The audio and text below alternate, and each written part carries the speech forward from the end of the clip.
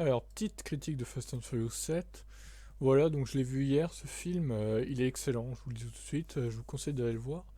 Rien que pour la scène d'intro avec Jason Statham, ça vaut le coup, hein.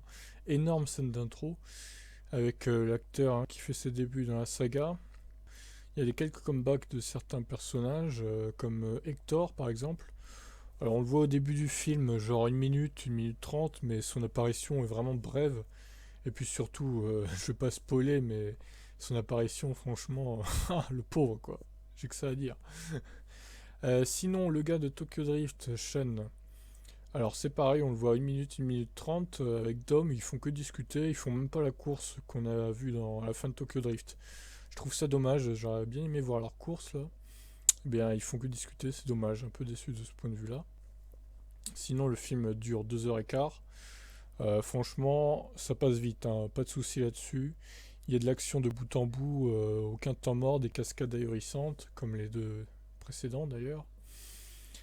Niveau scénar, c'est sympa, on croirait un peu Die Hard 4, ou encore Watch Dogs, pour ceux qui connaissent.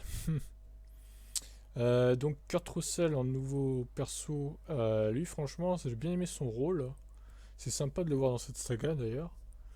Peut-être qu'on le verra dans les prochains d'ailleurs. Nathalie Emmanuel, bon, elle joue le rôle de la hackeuse. Bon, une hackeuse aussi belle, ouais.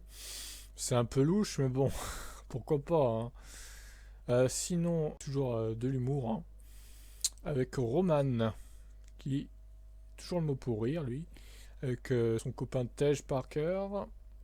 Ah, les deux, hein, ils continuent dans la veine du 6, ils font que des conneries, ils disent de la merde, mais c'est sympa, ça nous fait rire.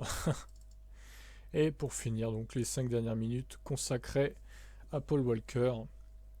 Et la production lui a rendu un bel hommage.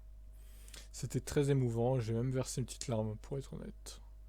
Franchement, la fin du film elle est parfaite, ça pourrait conclure la saga. Mais bon, ils ont décidé apparemment de continuer quand même, hein, avec un huitième opus qui se déroulerait à New York, selon certaines rumeurs. Donc voilà, pour moi, c'est le meilleur film de la franchise, pas de doute là-dessus. Ouais, j'ai mis 4,5 sur 5 en note, et j'ai mis 4 au 5 et au 6. Non, franchement, allez le voir, il vaut le coup, hein. Rien que pour l'intro et la scène de fin en hommage à Paul Walker. Très très bon film. Voilà, dites-moi ce que vous pensez de ce film, hein, n'hésitez pas. Ciao.